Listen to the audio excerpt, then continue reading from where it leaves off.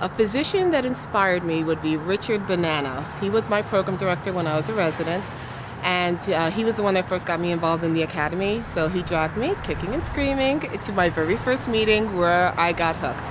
And just the things I learned from him, because not only was he active in the academy, but he was also actively seeing patients. He was an academic person, teaching us, building the residency program. And then later on when he retired and I got involved in some of the activities he was doing, I found out he was involved so much in the community. So I realized that there's a breadth of things that a family doctor can do.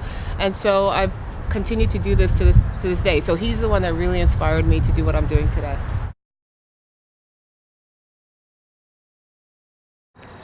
Dr. Dennis Chagnon, one of the first attending physicians I worked with after graduating my residency, was a huge influence. You learn a lot through medical school and through residency, but you don't know what you don't know until you actually are out in the field on your own.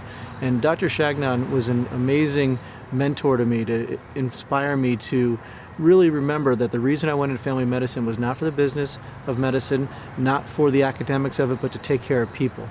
And he will always be someone that I listen to in my own head of when I get into a sticky situation, the right way to move.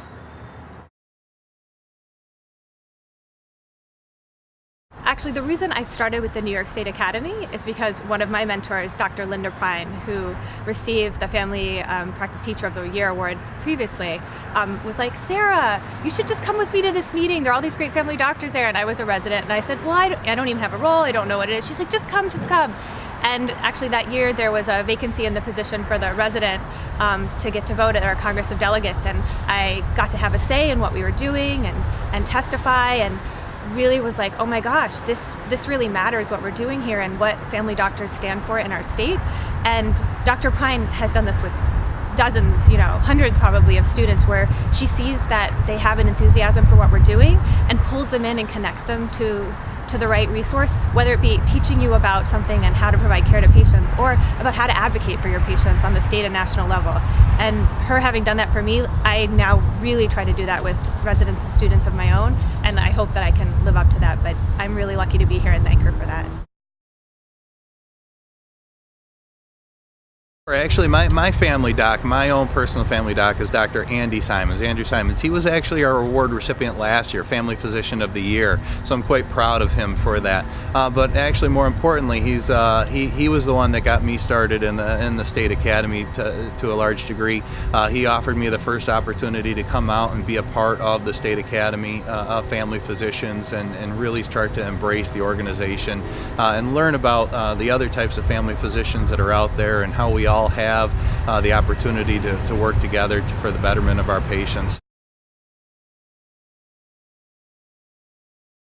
Well, our Academy recognizes that our members do a lot of good work around the state with our patients, politically, and don't get the recognition.